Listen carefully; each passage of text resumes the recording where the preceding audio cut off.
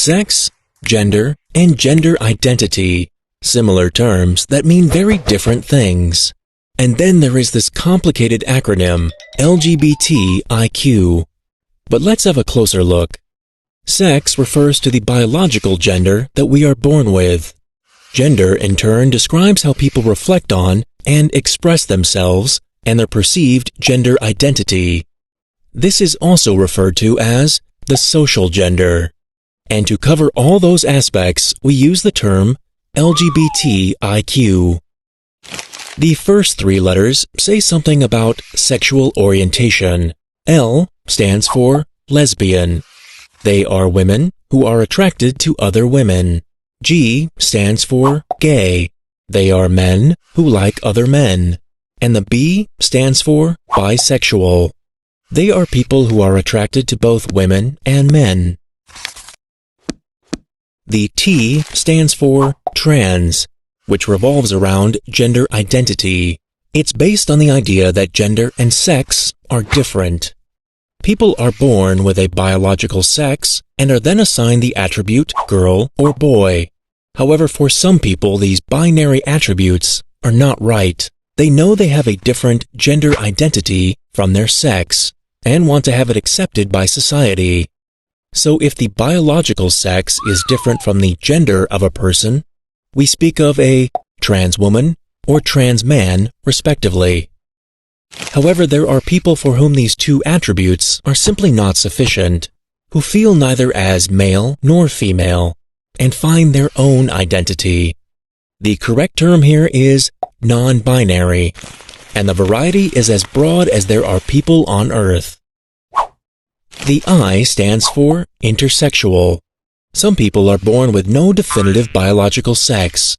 Sometimes, intersexual kids have surgery to adapt their sex, and are hence defined a specific sex. However, this is a very controversial intrusion into the personal physicality of intersexual people.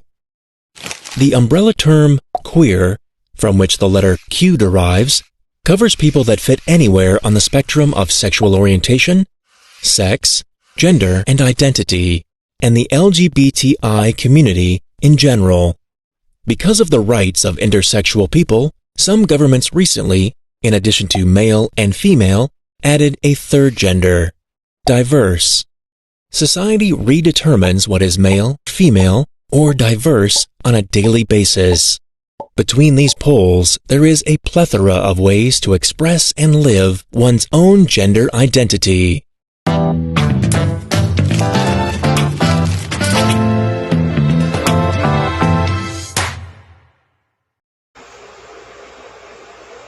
Filipino LGBT youth today may not be aware of the history of a community where they belong.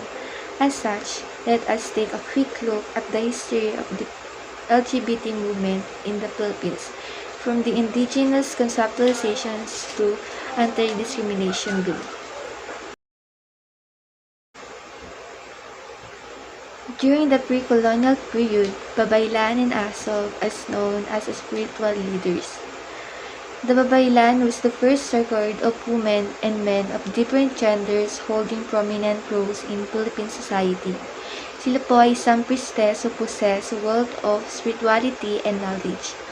Ang Babaylan po ay even had the power to take charge of the barangay order in their community in the absence of ng kanilang datu or community leader. May ilang Babaylan na lalaki po na tinatawag na asog, who were free to enjoy homosexual relationships without fear of being judged by society.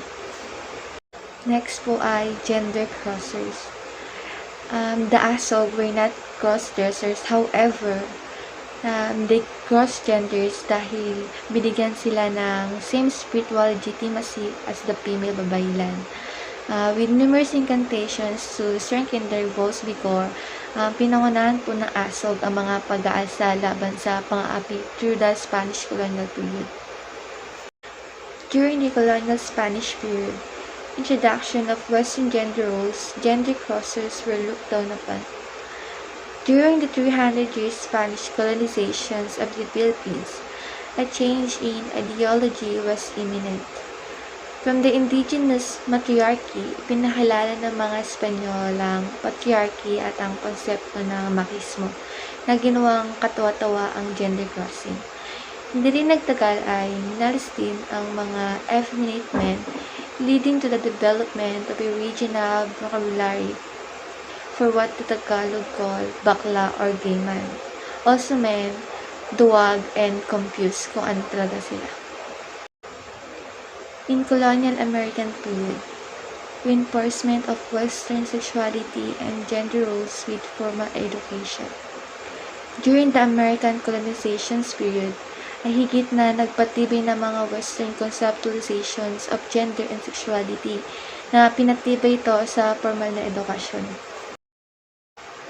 Home of the Golden Gays, created by Justo 1975. Justo passed away in 2012 and the home was closed and is currently looking for support. In 1975, homosexual rights campaigner Justo founded the Home of the Golden Gays, which he founded shortly after World War II. Originally meant to be a place of refuge of the older gay men na pinaalis ng kanilang pamilya sa kanilang mga tahanan, primarily owing to a lack of financial contributions. It has evolved into a loving community made up of colorful and individual people. But sa kasamaang palad, the home was forced to close after Justo's death in 2012. Women's movement, 1980s makibaka included sexuality issues. The women's movement of the 1980s ay nagmarka ng isang pagbabago sa paglaban ng komunidad ng lesbian para sa public visibility. In recent decades, the lesbian community has felt ignored and invisible. Ang mga issue sa lesbian ay isinilalim sa mga pag-aaral ng kababaihan at feminist, which were formerly heterosexual in character, as well as the LGBT movement, which previously viewed lesbian women as feminine versions of homosexual men. As a result, nais ng mga lesbian na marinig ang kanilang mga boses sa pakikibaka laban sa regime. Ang Makibaka, isang underground na organisasyon ng kababaihan, eventually issued a policy document that addressed the movement's sexual orientation issues. The Lesbian Collective is 1992 broke up due to political difference. In 1990s, the issue of gender and sexuality became a major concern in the women's movement, leading to the formation of the Lesbian Collective, Lesband. The media advocacy group can live the close and the first National Lesbian Rights Conference. PAP LGBT Non-Discrimination Policy Resolution. More recently, the Psychological Association of the Philippines PAP released the LGBT Non-Discrimination Policy Resolution in October 2011.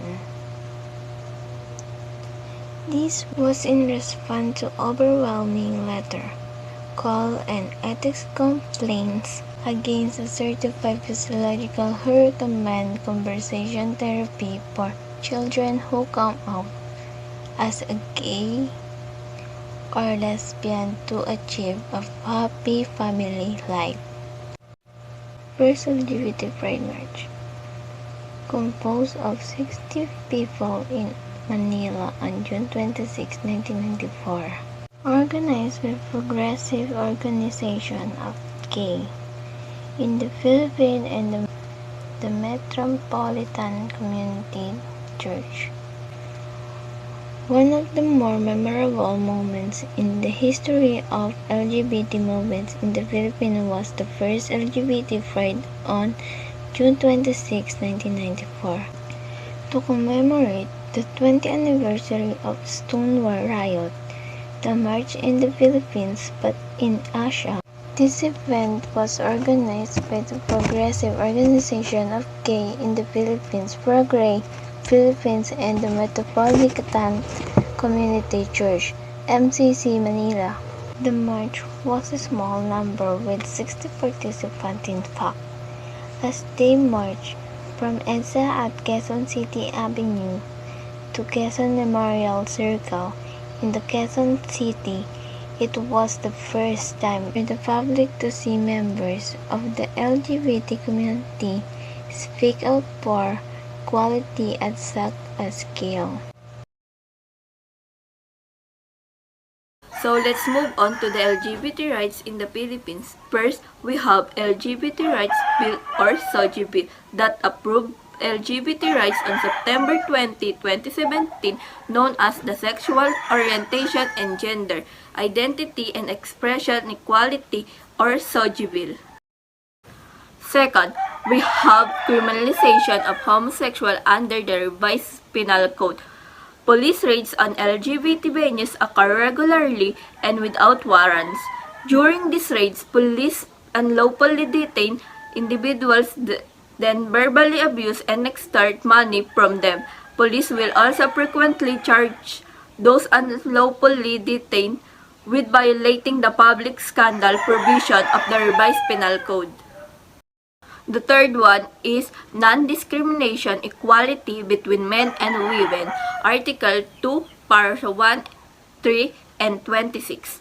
Article 2, 1, 3, and 26 of the Convention provide for the respect, equality, and non-discrimination of all individuals on the grounds of inter alia, race, color, and sex.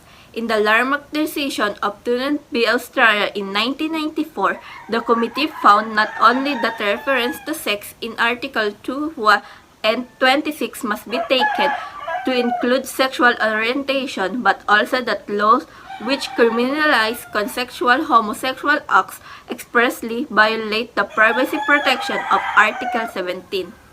Lastly, we have Anti-Discrimination Bill or ADB. An Anti-Discrimination Bill or ADB was first introduced in 2000 during the 11th Congress. However, after 12 years, the bill has still not been passed.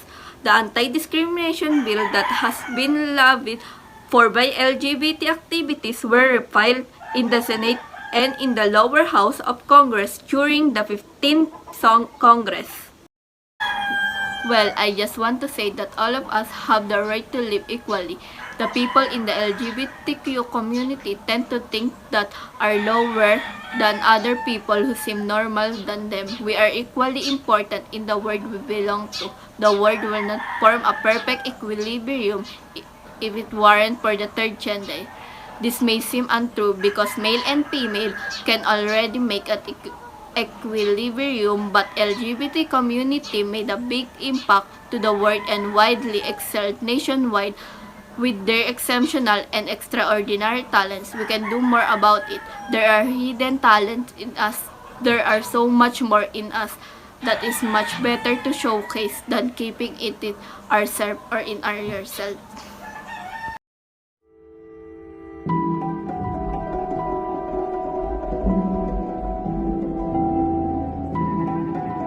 I first learned about Jennifer Laude through social media. I felt a connection to her as a Filipina trans woman. Jennifer ang nickname doon, pero dito sa akin ganda. Kasi nung maliit pa siya, sasabi niya, maganda ako. Kaya paglaki niya, ganda talaga ang tinawag ko. Jiggy Pia, isang transgender ang natagpuang patay kagabi sa Olongapo City. Isang dayuhan ang hinihinalang suspect sa pagpaslang. Reports out of the Philippines say the Marine and the victim met at a nightclub. The two left the club with one of Jennifer's friends, went to a hotel where they were captured by security cameras. You cannot help this case if you just know things about the murder, because it's not a simple case of murder.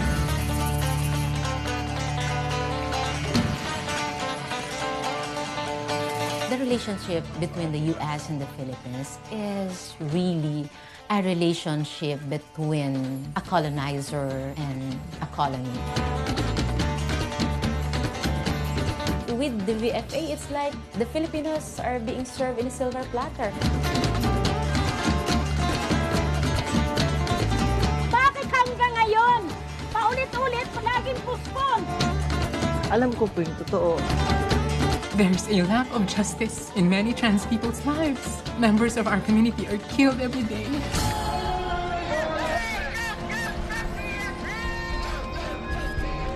Basta ang point lang naman namin dito ay mabigyan ng justice ang kapatid ko. Baka maulit-ulit kasi ganun din.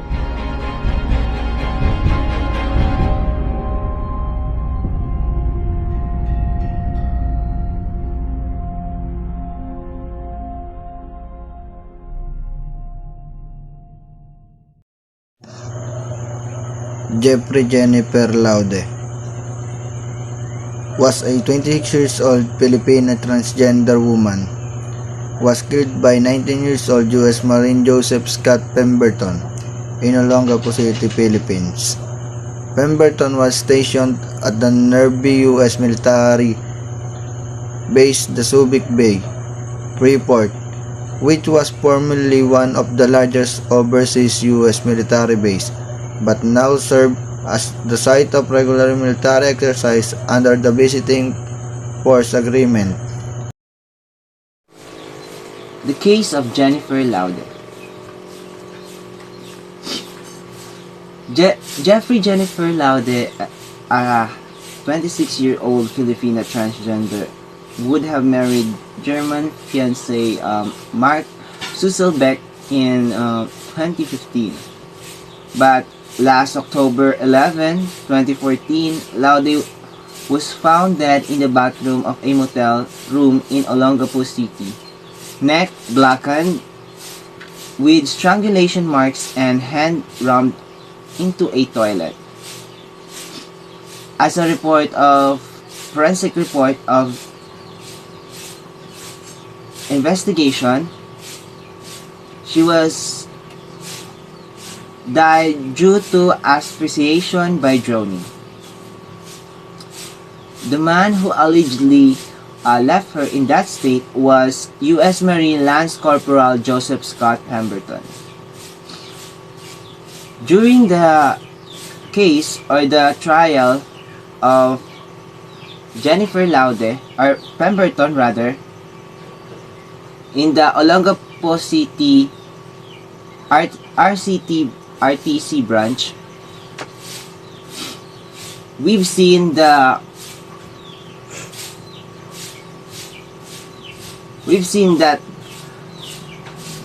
before the PNP or the Philippine National Police investigated, the U.S. Marine or the U.S.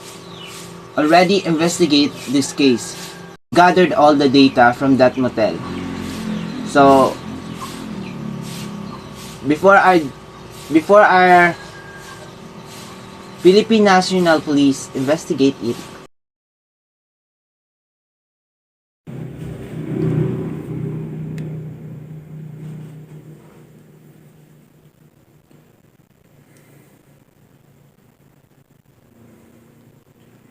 our group collects our thoughts in the question how culture affects LGBTQ. According to Ms. Roslyn Grace S. Di Pardilla, the Philippines is one of the countries which consider as conservative. An assumption for our conservative culture is that most Filipinos are Catholic. We are all aware that the church and state are separate entities in this country. The church still has big influence in our policy making. I think that is why we always fall short in protecting and promoting the rights of the LGBTQ community. It is sad because there are rising cases of discrimination against LGBTQ every day. Yes, the culture starts at home, but it is being molded by the very institution like school, private establishment, and our government. It is very timely to make us aware the importance of choosing competent policymakers in 2022. They will be a big help to break stereotypes and barriers that degrade the LGBTQ. Next, according to Miss Jonalyn P. Chico, in our society there are still people who do not accept LGBTQ people because it's said that they are salot sa lipunan. They also say that the man is for the woman and the woman is only for the man because that is what the Bible says. For me, it's okay, or let's say I accept LGBTQ people because we have the freedom to do what we want. If they want to be gay, lesbian, or transgender, then go because it's their choice. We do not have the right to judge them, and then there's nothing wrong with being LGBTQ, and then we all equal no matter what you are. The pop culture is one of the things that LGBTQ community is learning on and because of pop culture, the people, especially the Filipino citizens, open their eyes to reality that there is a sex other than male and female. According to Jameson Belayo, pop culture can be defined as growing trend in a group, community, or country that have a power to manipulate and control one's mind and behavior. How does it affect LGBTQ? Going back from the pre-colonial period, LGBT have been seen in our history up until now where LGBT community have been attached in different entertainment center like in social media and even in television, not just in the Philippines but also worldwide. Right now, during this pandemic, their contribution and talents have showcased throughout the internet because of pop culture. Many of them because remarkable, like for example the case of Jennifer Laude. Not just her but many more. And it's because of the help of pop culture. According to Riley Serrano, the lesbian, gay, bisexual, transgender, and queer LGBTQ people in community have a distinctive culture in our society, and also they have limited legal rights.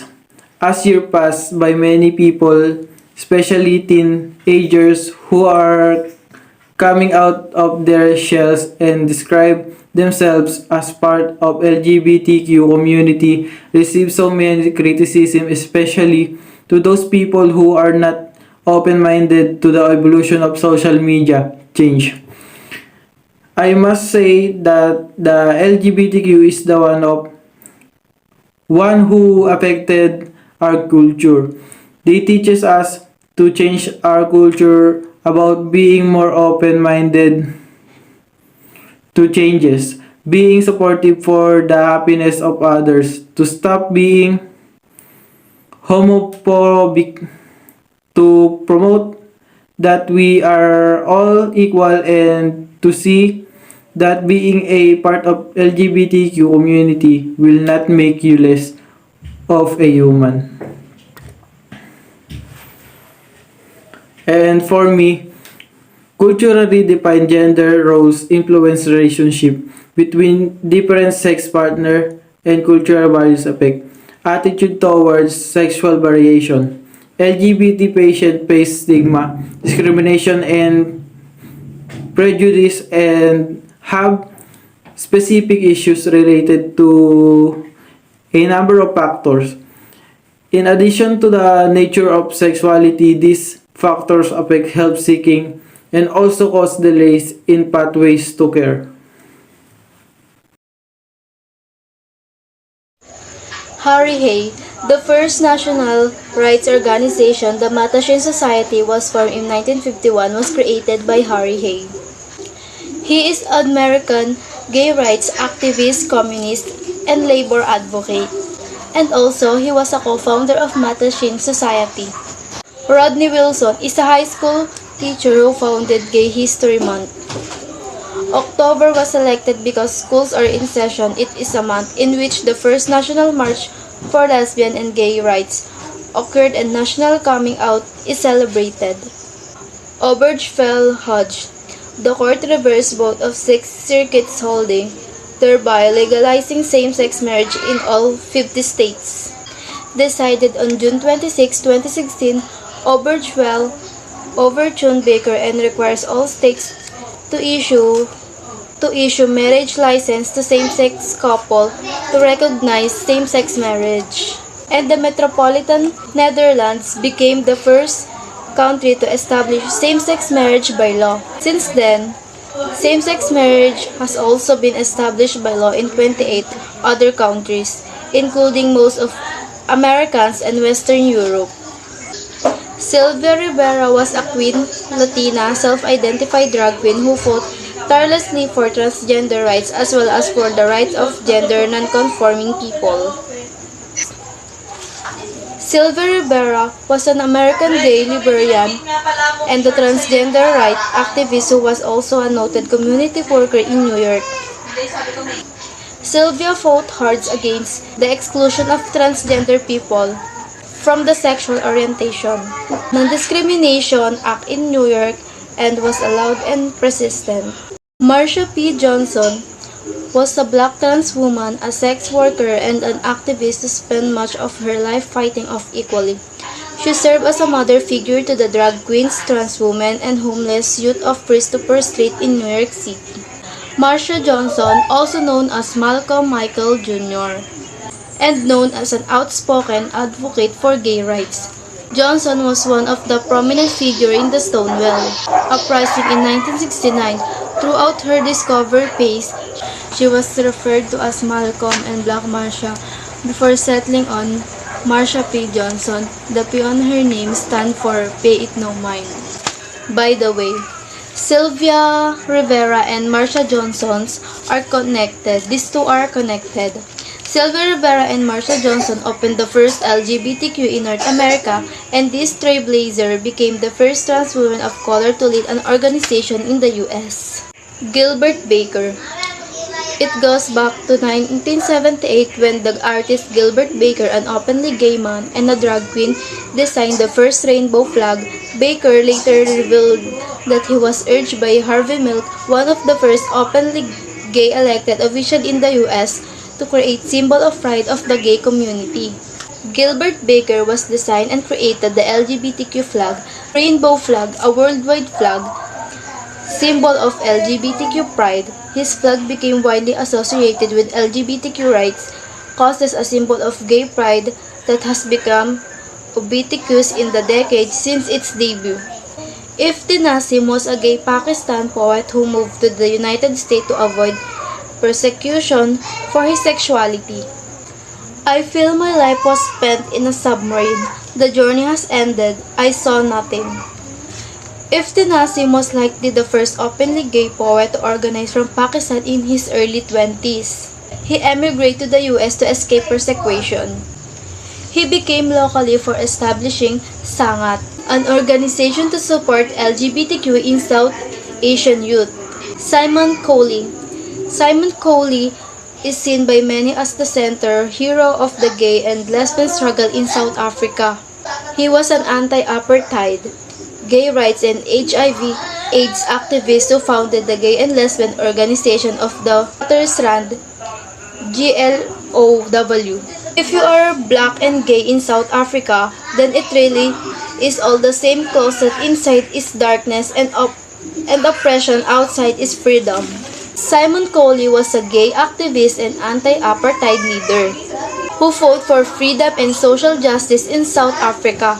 During the anti-apartheid struggle, was unequally the late Coley will be honored for his steadfast quest for equal rights and fair treatment of all South Africans. How culture affect in LGBTQ? For me, LGBTQ has affected too much where some of them are not treated equally. Or should I say they are not treated as a human? Because culture is kinda close-minded when it comes to this issue.